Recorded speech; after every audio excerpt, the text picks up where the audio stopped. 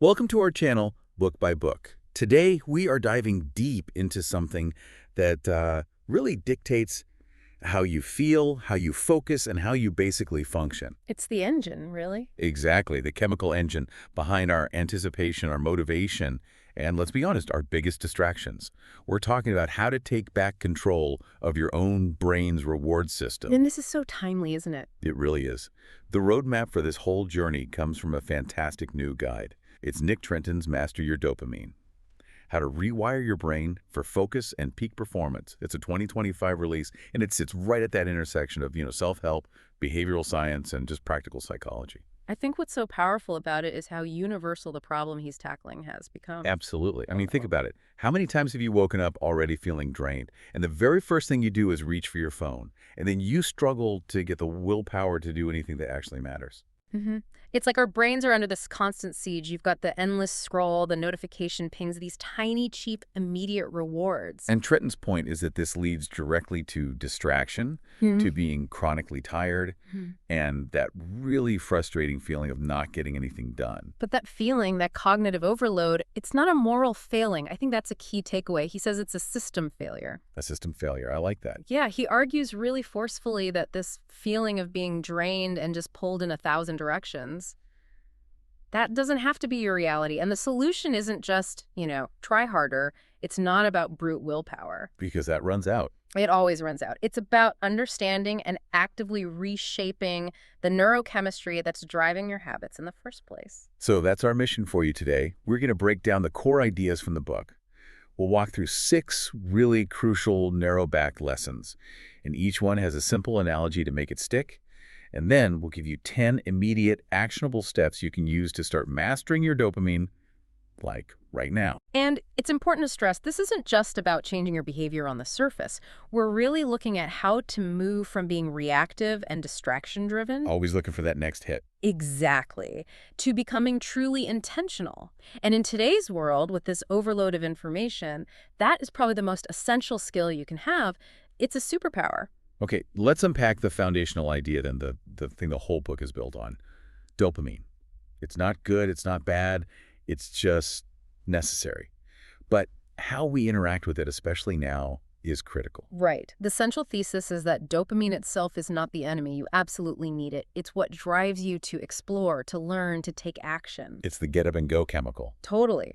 The danger, and this is the core of it, is the constant unearned high-dose pursuit. That's the phrase he uses.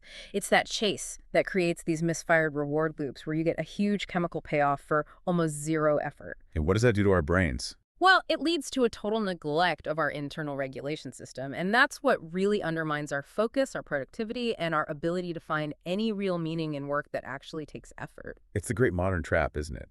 And it feels like it's been engineered to be that way. It has been. Every part of digital life, from the vibration in your pocket to the endless stream of likes, it's all structured to give you these short, sharp, easy bursts of dopamine. And Trenton explains that this constant chasing just fundamentally diminishes our ability to feel content with, say, slow progress, or to have the patience for a long-term goal that's going to have a huge payoff, but, way down the line. Which then brings up this really important question.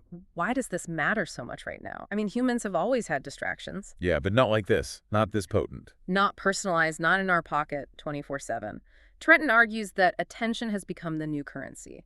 And every digital platform out there has teams of people, sometimes neuroscientists, designing ways to strip you of it. By hijacking those dopamine loops. Precisely. The crazy part is the reward isn't even the content of the notification. It's the anticipation of what it might be. It's the slot machine effect. So that freedom to do deep work, to solve a hard problem, to get that real satisfaction that comes from mastering something, all of that requires you to actively regulate these internal circuits. You have to move the reward from the click to the completion.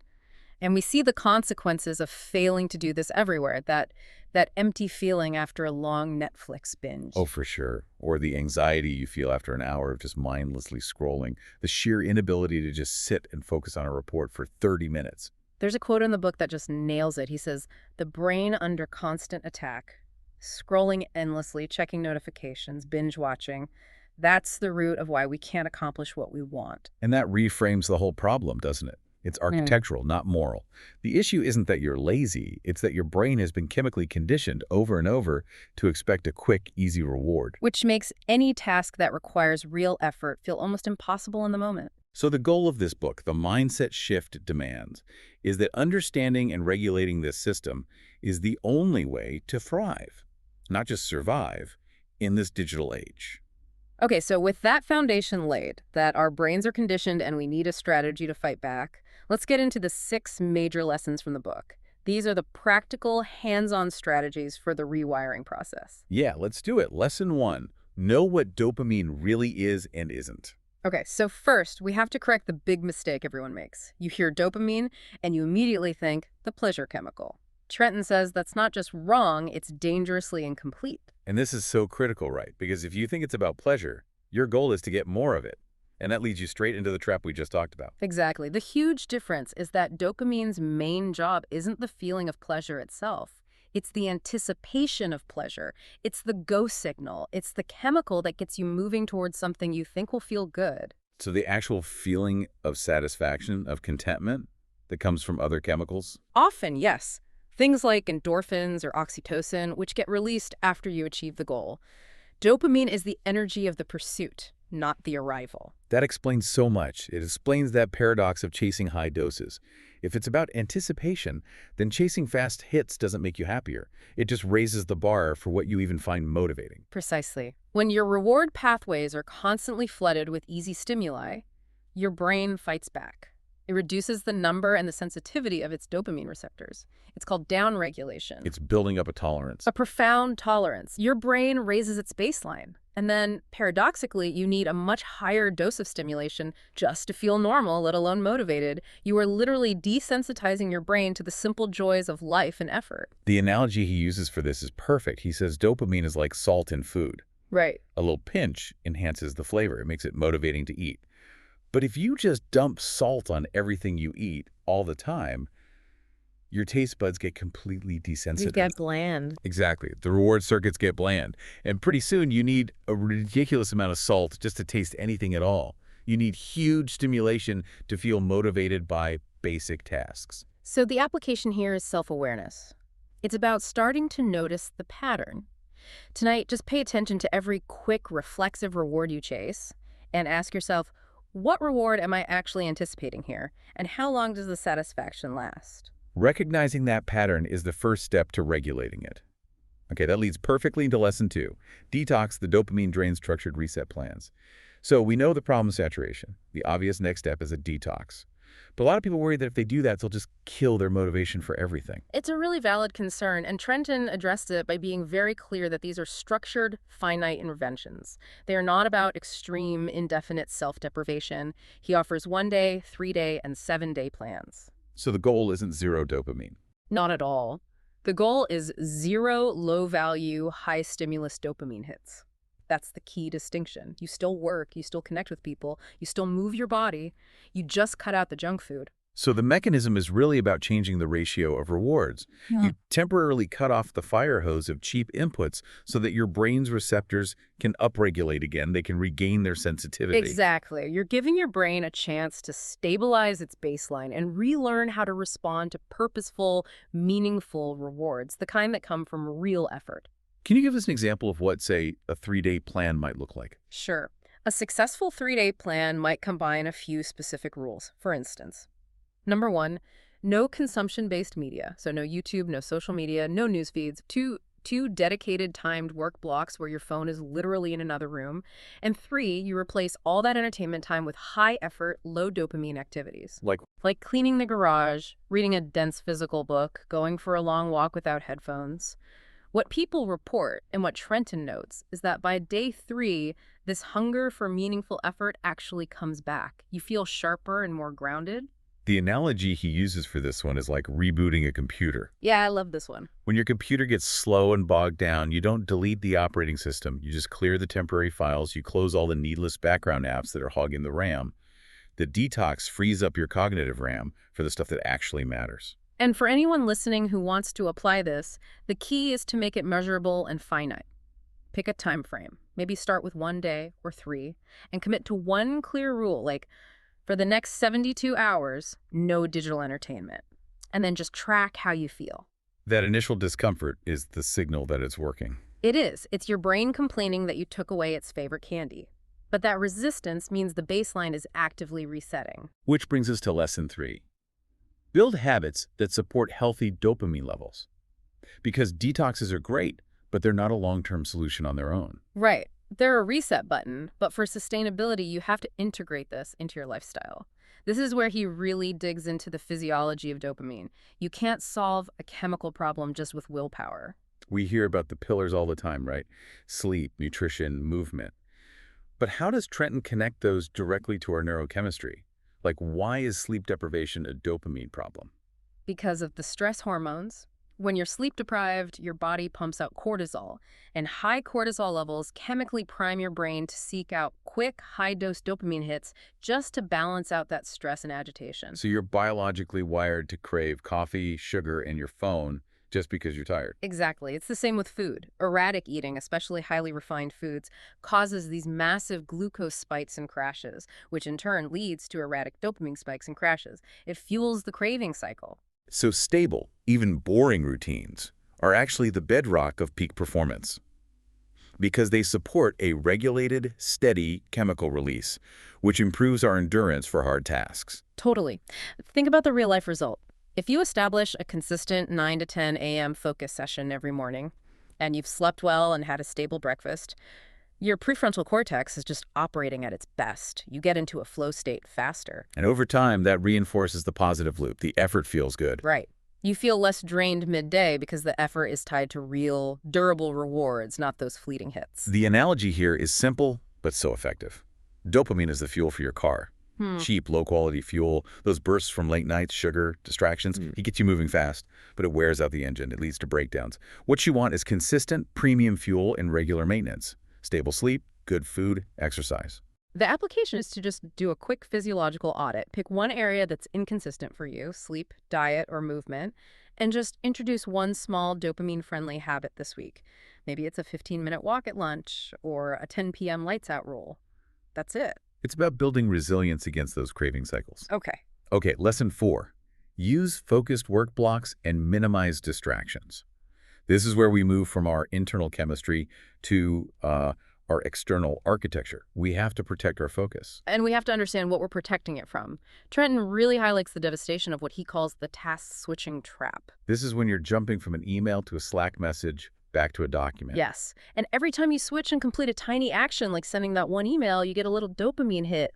Win! I did a thing! It feels productive, but it's sabotaging deep work because it's exhausting your prefrontal cortex. So you get all these mini rewards, but you pay a huge cognitive tax for them. A massive tax. The antidote is to design these protected work blocks where focus is sacred. By committing to that and actively delaying the easy rewards, you're training your brain. You're building patience. The reward shifts from the distraction to the completion of the actual complex task. And the satisfaction from that is so much better. It's chemically superior. When you finish a 90-minute deep work block with your phone off and no interruptions, the feeling you get is linked to meaning and tangible progress. It's a much higher quality reward than 100 little pings. And that feeling reinforces the behavior. Your brain starts to prefer it. The analogy for this one is popcorn versus dinner.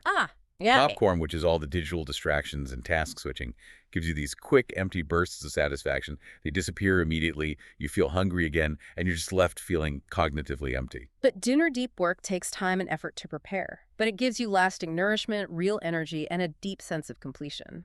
The application here is a simple commitment. Tomorrow, just set a 60-minute timer for a single important task, and be ruthless about 0 interruptions. Turn off the Wi-Fi if you have to. Then after, just compare the feeling of accomplishment to how you normally feel after a scattered day. That feeling is the data you need to keep going. Exactly. Okay, lesson 5 is a big one. Recognize the dopamine trap of instant gratification in social media. Yeah, we have to spend some real time here.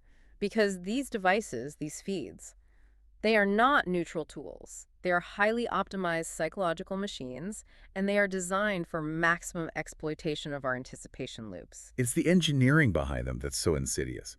Trenton explains that every scroll, every like, and especially the unpredictability of notifications, it's all based on a variable reward schedule. Which is the core principle of a slot machine. It's what makes gambling so addictive. You don't know when the next reward is coming, so you just keep pulling the lever, you keep scrolling. And that trains the brain to expect quick, low-effort rewards all the time. The consequence for achievement is, it's profound. Any task that requires delayed gratification learning, an instrument, writing a book, getting in shape, it starts to lose all its appeal. Why would you struggle with a complex problem for an hour when you can scroll for 90 seconds and get 20 guaranteed, effortless dopamine hits? Your brain has been trained to want the sugar. It's been trained to take the path of least resistance, chemically speaking. We have all been in that state. You open an app to check one thing, and 20 minutes later, you kind of snap out of this scrolling haze, and you just feel empty and ashamed. That feeling of emptiness is the signal. That's the chemical crash. That's your brain telling you the reward was low value. Yeah. You have to learn to use that feeling as a trigger to consciously pause and switch to something meaningful. The analogy here is another food one, sugar versus whole grain carbs. Right. Social media is the instant sugar. It gives you a huge, immediate high, followed by an inevitable crash and an even deeper craving for more. Whereas the whole grain carbs, that's the deep work, the learning. It provides sustained, regulated energy. It keeps the engine running smoothly. So the application has to be architectural. It has to be about setting limits. Pick one low-effort reward you overuse, maybe it's Instagram, maybe it's news feeds, and set a strict external limitation. For example, I will only check this between 5:00 and 5:15 p.m. And then the crucial part is to replace that time with something else. Yes.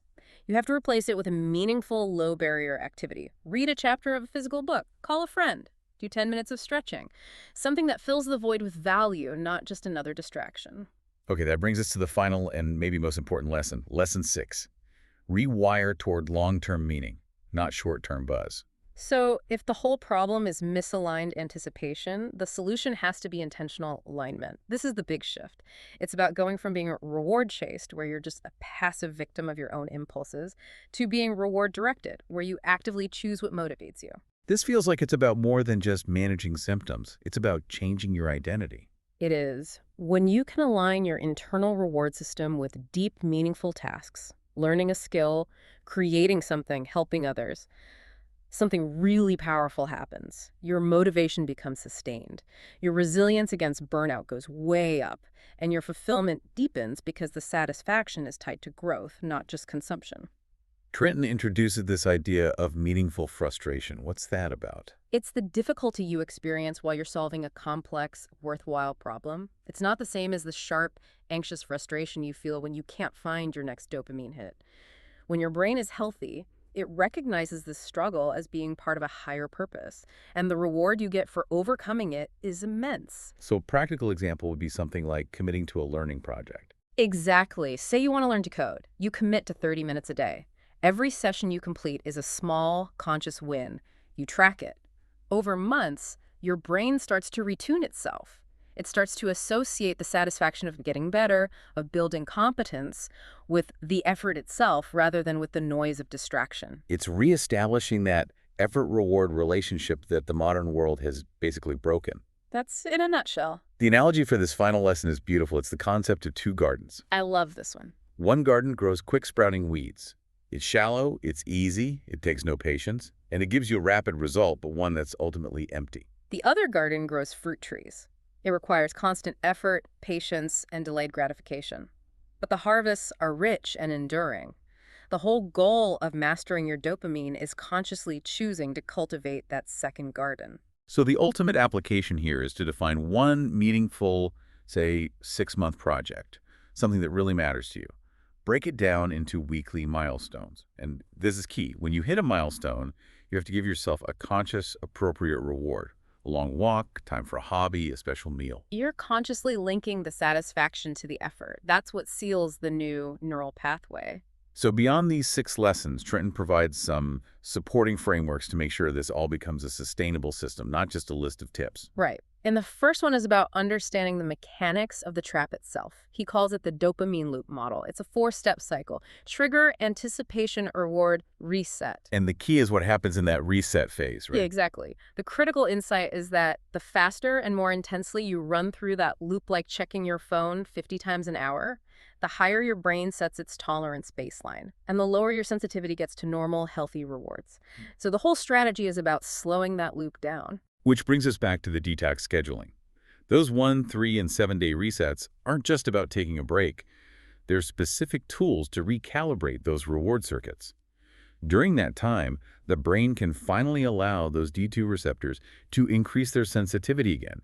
It's a physiological system upgrade. Then there's habit stacking for neurooptimal performance. And this is where he introduces a really useful term, reward coupling. Reward coupling, what is that exactly? It's strategically linking a challenging task that you tend to put off with a predictable, small, but guaranteed reward immediately after. So you condition your brain to associate the effort with the success. For example, after I practice guitar scales for 30 minutes, the hard part, I will immediately enjoy 1 cup of my favorite high-quality coffee, the meaningful reward. I see. So that leads directly into the idea of focus reward architecture. This is about designing your whole day, your whole environment.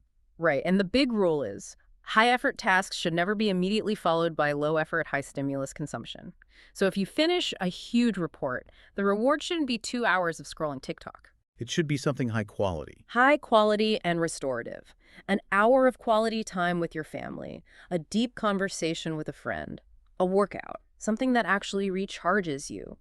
The brain has to learn that high effort leads to durable satisfaction. Finally, he really emphasizes the biofeedback elements. Yes.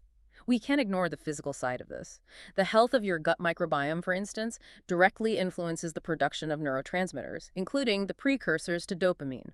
Poor gut health means your brain's ability to regulate mood is already compromised, making you way more susceptible to craving quick fixes. So sleep, movement, gut health.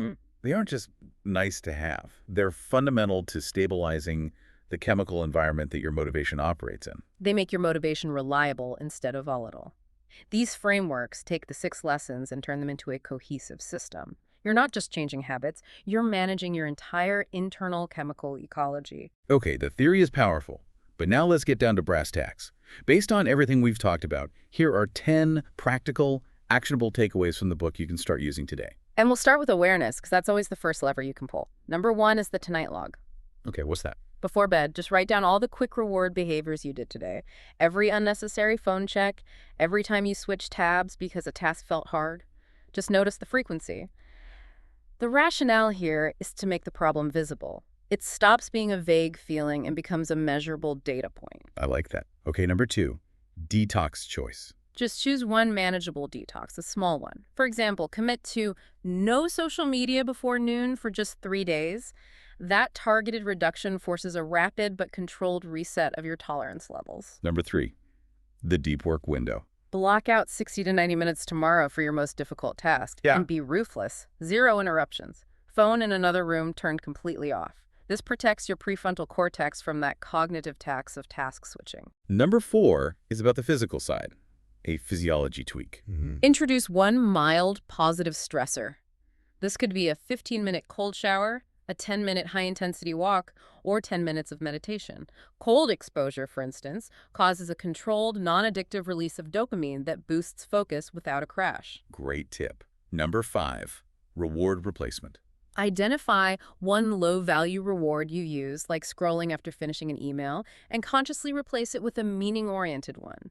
Maybe finishing a tough chapter earns you a phone call with a friend. You're actively replacing a fleeting hit with a high-quality reward. Number 6 is the anticipation check. Before you start a big task, consciously visualize the specific, lasting satisfaction you'll feel when you finish it. Ask yourself, can I delay gratification right now for a better one later? You're training your dopamine system to aim for the bigger target. Number 7, daily reflection. At the end of the day, ask, where did my dopamine go today? Which tasks gave me meaningful, lasting hits versus shallow, fleeting ones? This metacognition teaches your brain to recognize the qualitative difference between rewards. Making the right choice the easy choice. Number 8, environment setup. This is simple. Disable one non-essential notification permanently. Or be drastic and remove one major distraction app from your phone for just 2 days. Every notification is a trigger. Removing the trigger breaks the cycle before it even starts. Number 9, progress milestone. For a larger goal, schedule a weekly milestone and link it to a meaningful restorative treat. A hike, a coffee meetup. This provides that intermediate positive feedback that sustains motivation over the long haul. And finally, number 10, the 6-month commitment. Commit to one long-term project right now. Break it down into weekly mini wins and then make sure you track and celebrate the progress of these wins, not just the final completion. This tunes your brain to the steady reward of growth and competence. This deep dive into Master Your Dopamine, it just makes it so clear that the path to focus isn't about, banning all pleasure or having perfect willpower. Not at all. It's about understanding the system and making intelligent choices about what you feed that system. Trenton gives us this practical toolkit to make a really profound internal change, to move from constantly needing more stimulation, which just leads to depletion, to a place of sustained focus and satisfaction that comes from meaningful work. There's a great line near the end where he says, tiny daily habits lead to long-term mental clarity and emotional balance. And that's really the core of it. That is the ultimate shift. When you start applying these lessons, these frameworks, these 10 actions, you'll notice it. Your attention holds longer. Hard tasks feel less like a struggle. And your days end not with that exhausted, empty feeling of having scrolled your life away, but with a deep, meaningful satisfaction. It really is a profound change in your relationship with your own brain. And the ultimate irony, I think, is that mastering your dopamine isn't really about working harder. It's about making your brain want the hard work. And that frees up so much energy that you used to spend just fighting distraction.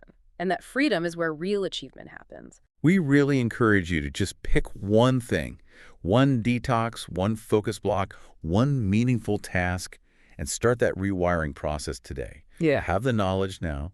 The power is really in the application. And if you found this book summary helpful, please make sure to subscribe to our channel, Book by Book. We bring you more helpful summaries that get straight to the knowledge you need. Your support really helps us keep going. It really does. So like this video and share with anyone you know who might be struggling with focus. Your engagement truly motivates us to keep bringing you the best book insights. Until next time, keep learning, keep growing.